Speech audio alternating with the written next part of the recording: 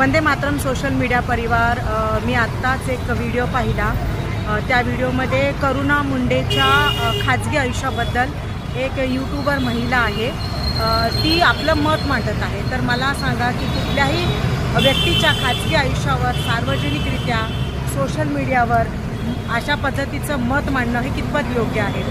हे जी आपली कायद्याच्या सुद्धा विरोधामध्ये आहे। तुम्हाला एखाद्याचा विरोध करायचाच असेल तर तो राजकीय सामाजिक करावा। तिच्या काही गोष्टी चुकीच्या होत असतील तर त्याच्यावर तुम्ही नक्कीच व्यक्त व्हायला पाहिजे। परंतु करुणा मुंडेच्या बेडवरच्या गोष्टी ह्या काही महिला यूट्यूबर्स ह्या फार चवीने सांगत आहे आणि त्याच्या पाठीमागे त्यांचा उद्देश फक्त डॉलर कमवणे एवढाच आहे। जे यूट्यूबच्या मार्फत अशा पद्धतीच्या गोष्टी चव्हाट्यावर मांडल्यामुळे त्यांना व्ह्यूवर्स वगैरे जास्त भेटतात, त्यांचे सबस्क्रायबर वाढतात। त्याच्यामुळे एखाद्याच्या खाजगी आयुष्याचा अशा पद्धतीनं बाजार मांडणं हे कितपत योग्य आहे? नक्कीच तुम्ही मला कॉमेंट करून सांगा। कारण अशा पद्धतीचा प्रकार हा सार्वजनिकरित्या जो होत आहे तो कुठेतरी थांबला पाहिजे, एवढाच हेतू आहे।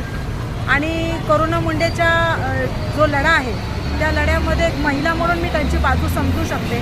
तुम्हाला माहीतच आहे की माननीय कोर्टामध्ये सुद्धा जर मुलं धनंजय मुंडेचे आहेत तर ज्या महिलेपासून त्यांना मुलं झाली किंवा त्या मुलांची जी आई आहे तिला अशा पद्धतीनं प्रत्येक गोष्टीतून काढून एका दुधातून माशी फेकून दिल्यासारखं फेकून देणं हे सुद्धा खूप चुकीचं आहे। एक महिला म्हणून मी त्यांची बाजू समजू शकते।